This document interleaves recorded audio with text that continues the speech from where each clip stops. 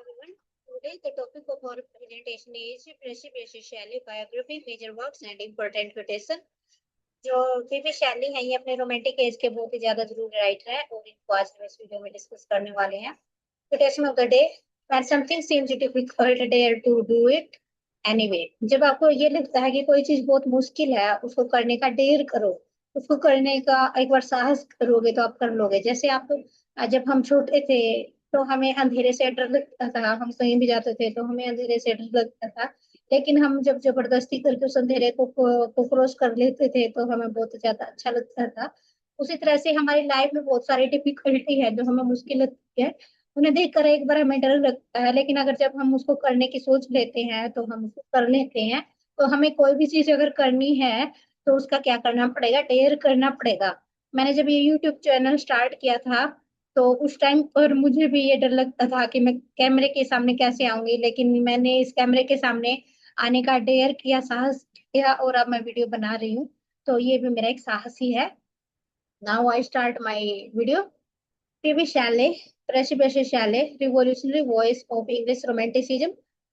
Precipitation Shelley, 4th August 1792 to 8 July 1822, was one of the greatest poet of English romantic movement। जो PV Shelley है ये romantic as के बहुत ही ज्यादा जरूरी राइटर है। इनका जन्म 4 अगस्त 1792 में हुआ और इनकी डेथ 1822 में हुई। Celebrated for his lyrical brilliance and imaginative power and revolutionary ideas। ये किसके लिए जाने जाते हैं? लिरिकल ब्रिलियंस के लिए, इमेजिनेटिव पावर के लिए और रिवोल्यूशनरी आइडियाज के लिए। Shelley transformed English poetry through his passionate advocacy, liberty, equality, love, and hope। His poem challenged political tyranny, religious intolerance, and social injustice, while expressing the unshaken faith in the ability to humanity achieve the better future। तो ये क्या है, political जो उस time पर problem थी, जैसे कि फ्रेंच रिवॉल्यूशन है, तो इसके बारे में अपनी पोएम के थ्रू अपने आइडियाज को शो करते हैं। तो इन्होंने अपनी पोइट्री के थ्रू जो आइडियाज दिए हैं वो किस चीज से रिलेटेड है, पॉलिटिकल आइडियाज, रिलीजियस इंटॉलरेंस और सोशल इंजस्टिस, इनके बारे में अपनी पोइट्री के थ्रू अपने आइडियाज को शो करने की कोशिश की है। Although he received literary recognition during his lifetime because of his radical opinion, Shelley now regarded as one of the finest lyrical poet in English literature। जब उसके लाइफ टाइम में जब जीवित था तो उसको ज्यादा रिकॉग्निशन नहीं मिली, लेकिन आज उसको एक बहुत ही ज्यादा पोएट के रूप में हम उसको जानते हैं। Early life and education. PB Shelley was born on 4th August 1792 in Field Place, Sussex, England। तो अगर आप कॉपी में नोट्स बना रहे हैं तो उसमें आप इसको नोट कर लेना कि उनका जन्म कहाँ पर हुआ, फील्ड प्लेस, ससेक्स, इंग्लैंड में हुआ। Into a wealthy aristocratic family, his father sir Timothy Shelley was a member of parliament. और इनके फादर हैं, उनका नाम क्या है, टिमोथी शैले, वो क्या थे, मेंबर ऑफ पार्लियामेंट थे। And his family expected him to pursue the distinguished political career। और उसकी फैमिली यही चाहती थी कि आप पॉलिटिकल करियर में अपने करियर को आगे बढ़ाए। However, Shelley possesses the independent spirit and questioning the intellect from early life। He received the early education at Sion House Academy। तो इनकी अर्ली एजुकेशन कहाँ हुई, सायन हाउस एकेडमी में हुई। तो आप नोट्स में इसको भी नोट कर लेना। लेटर अटेंडेड एटन कॉलेज, उसके बाद उन्होंने एटन कॉलेज को अटेंड किया, तो इसको भी नोट्स में आप नोट कर लेना। At Eton, he experienced several bullying because of the unconventional behavior, scientific curiosity, and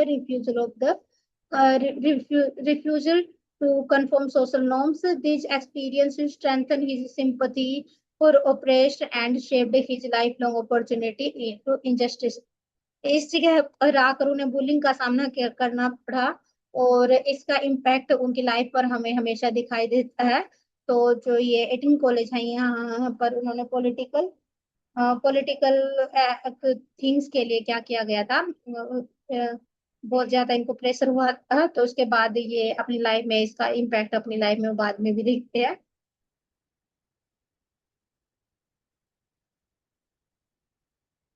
In 1810, Shelley entered the University College, Oxford। और 1810 में ये यूनिवर्सिटी कॉलेज ऑक्सफोर्ड में ये चले गए। During his time there, he developed a deep interest in philosophy, science, literature, and political thought।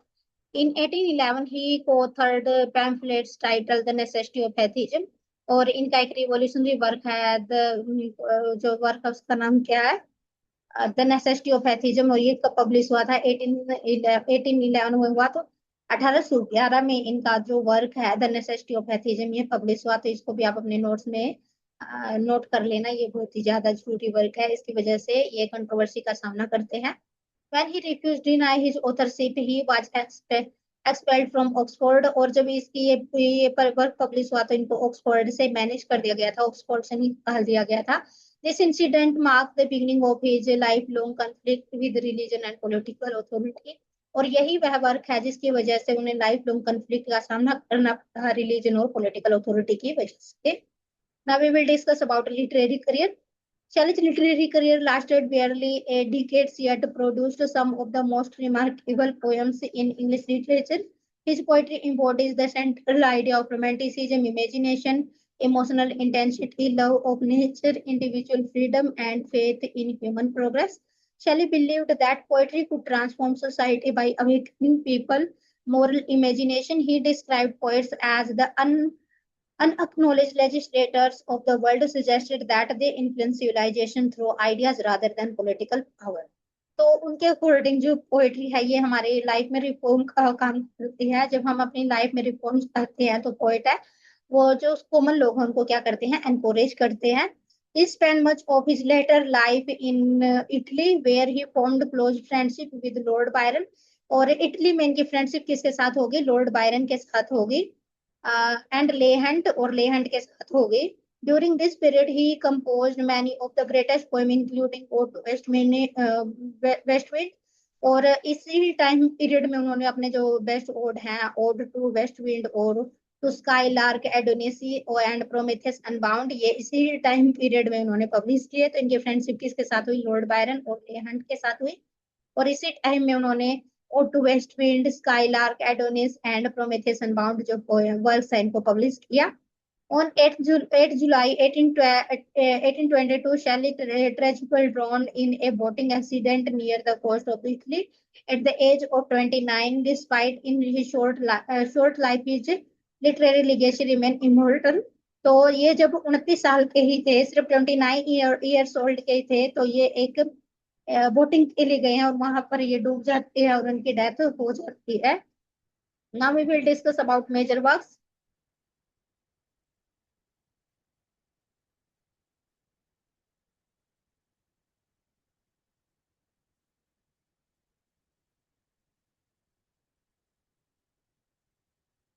और to west wind,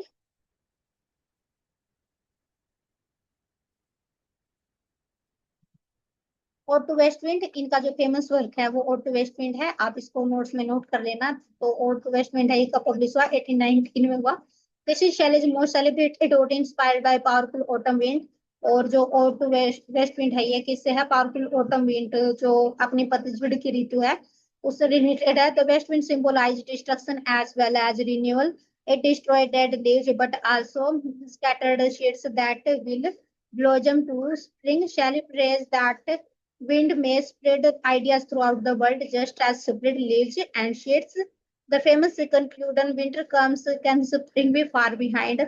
winter आती है और स्प्रिंग ज्यादा दूर नहीं है, expresses the hope that period of spring are always followed the renewal progress.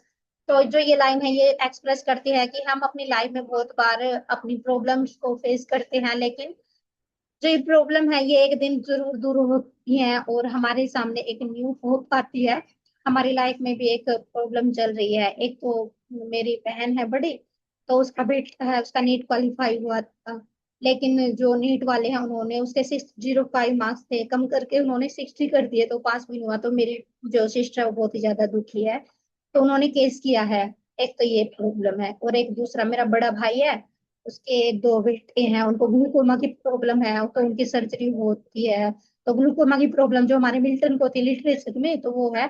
तो यही है कि उनकी सर्जरी होती है, एक दिन उनकी आंख जरूर ठीक हो जाएगी। तो हम शैली की जो लाइन है ये हमारी लाइफ में भी लागू होती है कि if winter come can spring be far behind. हमारी लाइफ में दुख आएंगी लेकिन एक न एक दिन जो सारे के सारे दुख है वो दूर हो जाएंगे और हमारी लाइफ में खुशियां ही खुशियां आ जाएंगी। एक दिन हमारे जो मेरे जो नेफ्यू है वो भी ठीक हो जाएंगे। तो इसी आशा के साथ हम अपनी लाइफ को जी रहे हैं। Next work is to a skylark published in 1820। In this lyrical masterpiece, Shelley addressed the skylark, a bird whose joyful song represents pure happiness and spiritual freedom. He contrasts the bird's perfect joy with the limitation of human existence, arguing that human beings are often burdened by sorrow, fears, and disappointment. जो to skylark है, का publish हुआ 1820 में हुआ, तो notes बनाए हैं उसमें, इसको नोट कर लेना. The poem celebrates imagination, beauty and idea of the world beyond the ordinary human experience. Next work is Prometheus unbound, published in 1820. तो प्रोमेथियस अनबाउंड है, ये भी 1820 में पब्लिश हुआ. दिस लिरिकल ड्रामा, ये क्या है? लिरिकल ड्रामा है. This lyrical drama is considered Shelley's greatest philosophical work.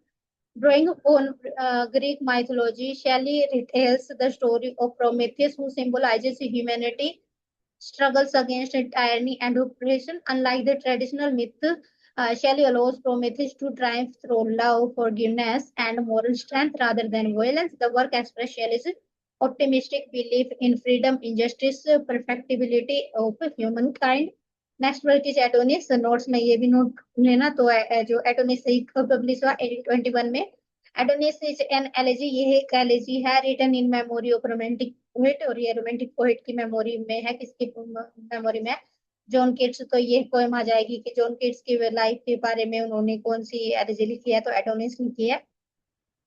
After his ultimate death, rather than simply mourning Keats, Shelley presents death as a transition to eternal beauty and spiritual immortality. The poem combines the profound grief with philosophical reflection and remains one of the finest elegies in English literature. The Mask of Anarchy, published in 1819, written in response of Paternoster. तो The Mask of Anarchy है, ये किसके influence में है? पेट्रोलोमास्कर हुआ था, तो उसमें इसने ये मास्क ओपनर की जो वर्क है लिखा है. The political poem condemns operation and advocates peaceful resistance against tyranny. It has inspired many leaders movement committed on non-violence protected, including Mahatma Gandhi.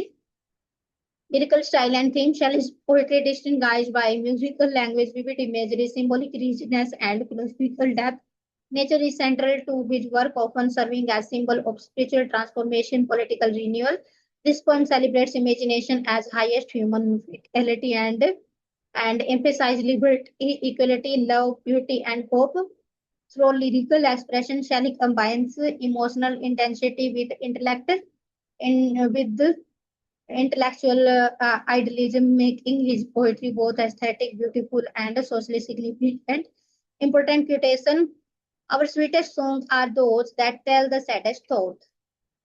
हमारे सबसे ज्यादा स्वीटेस्ट सॉन्ग वो होते हैं जो हमारे सैडेस्ट थॉट को एक्सप्रेस करने वाले होते हैं. जब हम बहुत ज्यादा उदास होते हैं और जब हम अपने सॉन्ग बनाते हैं तो वो बहुत ही ज्यादा हमारे इमोशन से रिलेटेड होते हैं. तो sweetest song are those that tell the saddest thought.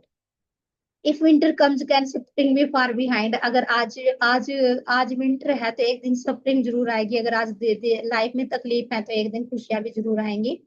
Poets are acknowledged legislator of the world. जो पोएट है वो दुनिया को रास्ता दिखाने वाले हैं. वो सिर्फ इमेजिनेशन में रहने वाले नहीं है, बल्कि लोगों में रिवोल्यूशनरी आइडियाज उनको भरने वाले हैं. The great instrument of moral goods is imagination. जो सबसे ज्यादा अच्छा इंस्ट्रूमेंट है मोरल गुड्स इज इमेजिनेशन, वो इमेजिनेशन है. Rise like a lion after slumber and invincible number, the mask of anarchy. ये उनकी फेमस पोएम है. Contribution to English literature. Percy Shelley occupy a unique place in English literary history as one of the foremost poets of Romanticism. His commitment to freedom, social justice, and transformation power of imagination broadened the scope of English poetry. His work influenced later poets such as Robert Browning, Matthew Arnold, W. Yeats, and many modern writers. Shelley's belief that poetry should be inspire moral and political change to continue to shape literature, criticism, and cultural thought across the world. Now we reached at conclusion. Percy Shelley remained an enduring symbol of poetic idealism, intellectual courage. Although his life was tragically brief, his writing continued to inspire readers. With the passionate defense of liberty, beauty, imagination, and hope, his masterpieces such as Ode to West Wind, to Skylark, to Prometheus Unbound, Adonis, The Mask of Anarchy have secured the place among the greatest poets of English literature. Shelley poetry reminds us, even in the darkest moment, hope renewal remains possible, making his voice as relevant today as it was the centuries ago. तो इस तरह से जो PB Shelley हैं ये romantic as के बहुत ही ज्यादा जरूर राइटर हैं। इनके जो लाइफ है ना बहुत ही कम है, 29 एज की एज में इनकी डेथ हो गई थी। लेकिन जो इनकी पोइट्री है वो आज भी हमारी लाइफ को इन्फ्लुएंस करती है। जैसे ये जो लाइन थी, if winter come can spring be far behind, ये लाइन आज भी हमारे लाइफ पर लागू होती है। तो जो उनकी पोइट्री है ये सिर्फ रोमांटिक एज तक नहीं बल्कि आज भी प्रैक्टिकल वे से हमारी लाइफ पर लागू हो रही है। तो इसी के साथ मैं अपनी वीडियो को एंड करती हूँ। अगर आपको मेरी वीडियो अच्छी लगी हो तो मेरे चैनल को लाइक करना, सब्सक्राइब करना और कमेंट करना, और कमेंट सिर्फ पॉजिटिव करना, नेगेटिव कमेंट प्लीज करना। तो इसी के साथ मैं अपनी वीडियो को एंड करती हूँ। Thank you.